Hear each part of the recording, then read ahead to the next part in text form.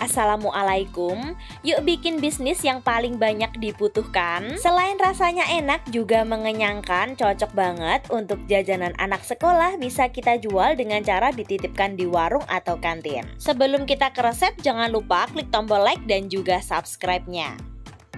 Siapkan 1 kg beras. Ini mau kita cuci dulu sampai bersih. Setelah itu tambahkan dengan air. Kita masak nasi seperti biasa. Biar takaran airnya pas, ini kita ratakan dulu ya, biar rata. Dan kita ukur 1 ruas jari seperti ini. Kalau sudah pas, ini nanti insya Allah nasinya itu pas, tidak terlalu benyek dan juga tidak terlalu perak. Masukkan ke dalam rice cookernya dan jangan lupa klik tombol cook. Kita tunggu dulu sampai matang. Sambil menunggu matang, kita siapkan 250 gram dada ayam. Ini yang udah filet ya. Yang udah aku buang tulangnya. Jadi 250 gram ini total hanya dagingnya saja. Tulangnya nggak ikut aku hitung. Kita mau iris kecil-kecil memanjang dulu seperti ini. Jadi yang akan kita masak nanti hanya dagingnya saja, nggak pakai tulang ya. Kita potong terus sampai semua selesai.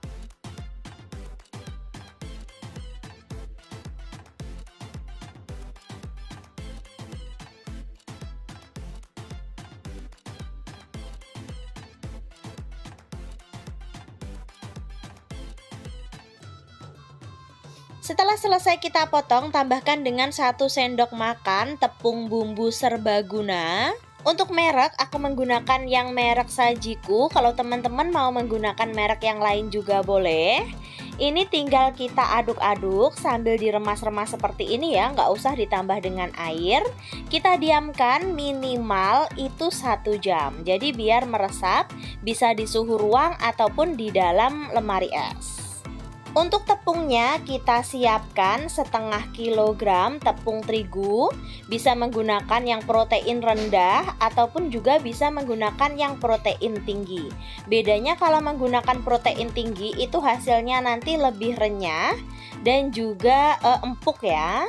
Lalu kita campur dengan 1 sendok teh munjung kaldu bubuk atau setara dengan 2 saset Royco. Bisa menggunakan rasa ayam ataupun rasa sapi yang harga 500-an itu ya. Ini tinggal kita awur-awur aja seperti ini biar nanti tepung dan juga kaldu bubuknya tercampur rata. Di resep sebelumnya aku menggunakan campuran baking soda, tapi kali ini aku tidak menggunakan baking soda tapi hasilnya tetap keriting. Siapkan air es secukupnya. Ini nggak perlu kita tambahkan atau campurkan dengan bumbu lain. Dan ini tangan aku udah bersih ya, nanti aku nggak pakai sarung tangan. Kita masukkan ayam yang udah kita marinasi tadi ke dalam tepung. Untuk memasukkannya itu usahakan bisa menggunakan pencapit ataupun sendok ataupun garpu. Jadi jangan langsung dipegang sama tangan. Nah seperti ini. Setelah itu tinggal kita aduk saja. Tangan kita harus kering. Dan untuk mengaduknya jangan langsung memegang ayam ya. Kita awur-awur dulu menggunakan tepung. Biar nanti tangan kita nggak langsung menempel pada ayam. Sambil terus kita remas-remas seperti memeras santan. Nah hasilnya seperti ini. Setelah itu langsung kita celupkan ke dalam air es. Usahakan semuanya tercelupkan dengan air. Seperti ini. Setelah itu baru kita masukkan lagi ke dalam tepung. Ini karena wadahnya kurang besar seperti ini. Masukkan ke dalam tepung. Seperti tadi ya, jangan langsung menyentuh ayamnya karena ayamnya itu basah. Tangan kita itu harus kering ya. Jadi kita pegang dulu di tepungnya. Kita remas-remas seperti ini sambil agak dipisah-pisahkan. Untuk meremasnya atau mengaduknya itu seperti kita memeras santan ya, seperti ini. Agak diperas tapi juga sambil agak dipisah-pisahkan biar nanti tidak menggumpal. Untuk proses ini kita lakukan 3 kali proses penepungan dan 2 kali proses pencelupan. Sebenarnya di 2 kali proses penepungan ini itu sudah keriting, Tapi nanti biar hasilnya itu tambah besar, kita celupkan lagi ya di air celupan. Seperti ini, lakukan sekali lagi. Setelah itu baru kita masukkan ke dalam tepung pencelup lagi. Rahasia bikin ayam keriting itu sebenarnya ada di cara penepungannya ini ya. Tangan yang kita gunakan untuk mencampur tepung itu usahakan jangan sampai basah, biar nanti hasilnya itu keriting ya untuk ayamnya. Seperti ini. Sambil agak ditekan-tekan seperti memeras santan. Sambil agak dipisah-pisahkan biar tidak menggumpal. Hasilnya itu keriting loh, padahal kita nggak pakai bahan yang lain. Kayak gini banyak juga yang komen beda tangan beda hasil, itu memang benar. Tapi saya yakin dengan teknik seperti ini, saya yakin semua pasti bisa membuat ayam crispy yang keriting. Setelah hasilnya seperti ini, tinggal kita goreng. Dan minyak yang kita gunakan itu harus benar-benar panas ya. Untuk mengetesnya, kita beri sedikit tepung seperti ini. Kalau sudah langsung menghilang kayak gini, tandanya sudah panas. Jadi bisa langsung kita masukkan. Sebelum kita melakukan penepungan ayam, itu usahakan kita sudah harus memanaskan minyak ya. Jadi setelah proses penepungan selesai, tinggal goreng. Saat menggoreng itu usahakan semua terendam minyak. Dan kalau tepung keritingnya ini udah kokoh, baru kita balik atau kita aduk. Minyak untuk menggoreng itu memang harus benar-benar panas dan gunakan api besar.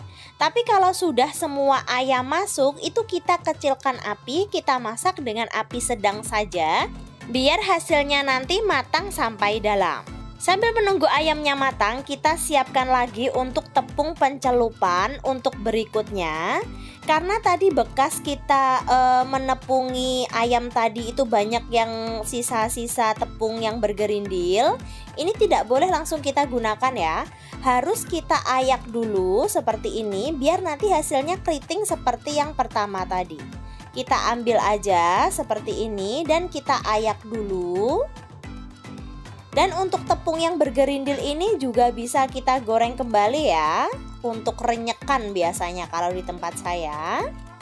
Seperti ini. Dan tepungnya ini kembali halus, bisa langsung kita gunakan untuk menepungi ayam seperti cara yang pertama tadi. Ingat ya, untuk menepungnya itu 3 kali masukkan ke tepung dan 2 kali kita masukkan ke dalam air.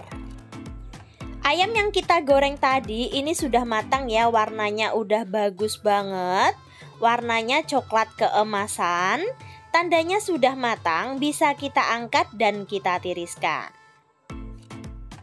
Setelah ayam matang, lanjut kita bikin untuk sambelnya. Masukkan 50 gram cabai rawit dan juga 20 gram bawang putih, kita rebus dulu sampai matang. Setelah itu kita haluskan dulu. Untuk menghaluskannya aku menggunakan cobek ya, biar nanti nggak terlalu halus, masih ada teksturnya. Kalau teman-teman mau dicoper juga boleh.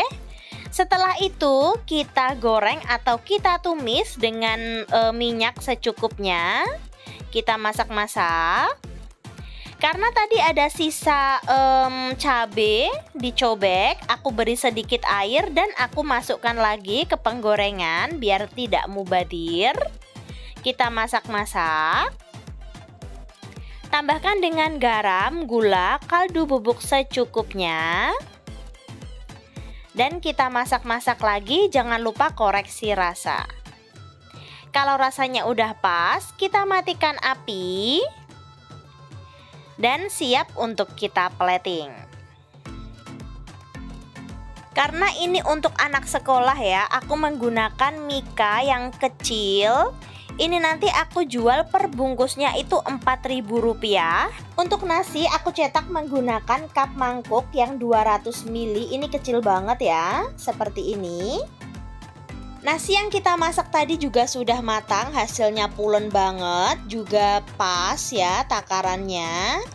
Isi dengan nasi sekitar 1 centong, ini agak kita tekan dan hasilnya juga tidak penuh karena memang isinya sedikit. Tapi ini kalau untuk anak sekolah udah mengenyangkan banget ya.